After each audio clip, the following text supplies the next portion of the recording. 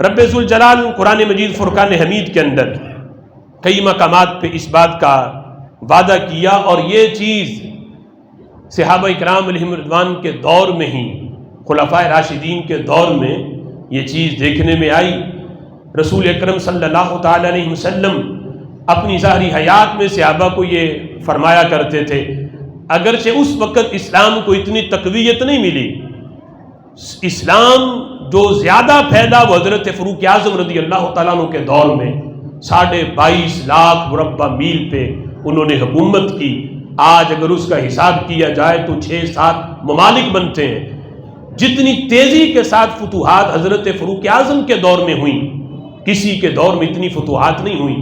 لیکن حضور علیہ السلام اپنی ظاہری حیات میں صحابہ سے یہ فرمایا کرتے تھے، میرے صحابہ میری امت پہ ایک ایسا وقت بھی آئے گا، اگرچہ اس وقت حالات ایسے تھے کہ صحابہ کو تو کھانے کے لیے بھی یعنی کئی دن گزر جاتے، کوئی چیز کھانے پینے کی نہ ملتی، لیکن میرے آقا فرمایا کرتے تھے میری امت پہ ایک ایسا وقت بھی آئے گا، لوگ زکوٰۃ لے کے نکلیں گے، لینے والا کوئی نہیں ملے گا، دینے والے ہوں گے، لینے والا کوئی نہیں ہوگا۔ اور یہ دور بھی چشم فلک نے دیکھا، حضرت فاروق اعظم رضی اللہ تعالیٰ عنہ کا دور، کہ جس وقت آپ نے حضرت معاذ بن جبل کو یمن کا قاضی بنا کے بھیجا، اور یہ نبی پاک علیہ السلام کے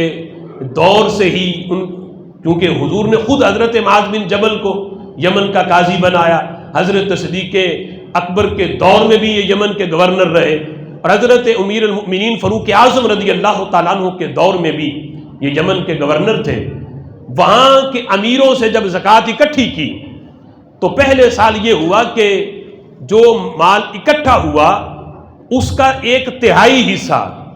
یعنی تیسرا حصہ، 2 حصے تو وہاں خرچ کیے، لوگوں کو دے دیا، 1/3 حصہ وہ مدینہ شریف میں حضرت فاروق اعظم رضی اللہ تعالیٰ عنہ کے پاس بھیج دیا۔ تو جب ان کے پاس بھیجا تو حضرت عمر رضی اللہ تعالیٰ عنہ نے انہیں خط لکھا، اور خط میں یہ لکھا کہ لم ابعث کا جابیا ولا آخذا جزیتا لیکن بعثتک لتأخذ من اغنیاء والناس فترد علی فقرائہم۔ حضرت فاروق اعظم نے لکھا کہ اے معاذ، میں نے یمن میں تمہیں گورنر اس لیے نہیں بنایا کہ تم یہاں لوگوں سے جزیہ زکوٰۃ اکٹھی کر کے مدینہ شریف بھیجو، بلکہ تمہیں گورنر اس لیے بنایا کہ یہاں کے اغنیاء سے، جو امیر لوگ ہیں، ان سے زکوٰۃ لے کے یہاں کے فقراء کو دو۔ تو حضرت معاذ بن جبل نے واپسی جو خط کا جواب لکھا وہ یہ تھا، کہنے لگے ما بعثت الیک بشیء وانا اجد احدا یاخذہ منی، کہنے لگے جتنا مال میں نے آپ کو بھیج دیا نا 1/3 حصہ، اس کا لینے والا پورے یمن کے اندر کوئی بھی نہیں ہے، یعنی یمن کے اندر کوئی ایسا غریب رہا ہی نہیں کہ جسے میں یہ زکوٰۃ کا مال دوں، کوئی بچا ہی نہیں، تبھی تو میں نے یہ آپ کے پاس بھیجا۔ پہلے سال 1/3 بھیجا، اگلے سال نصف بھیجا، یعنی نصف وہاں پہ خرچ کیا، اور آدھا جو ہے حضرت فاروق اعظم رضی اللہ تعالیٰ عنہ کے پاس مدینہ شریف میں بھیجا۔ حضرت عمر نے پھر لکھا، معاذ بن جبل جواب دیتے ہیں، کہتے ہیں کہ ہم یمن کے اندر کوئی لینے والا، اتنے مال کو بھی لینے والا کوئی نہیں رہا۔ جب تیسرا سال آیا تو جتنا اکٹھا ہوا زکوٰۃ کا مال سارے کا سارا اکٹھا کر کے مدینہ شریف حضرت عمر کی بارگاہ میں بھیج دیا۔ کہنے لگے پہلے سالوں میں تو تھوڑے بہت تھے غریب جن کو میں دے دیتا تھا، اب پورے یمن کے اندر ایک بھی نہیں کہ جسے زکوٰۃ کا 1 پیسہ بھی دیا جائے۔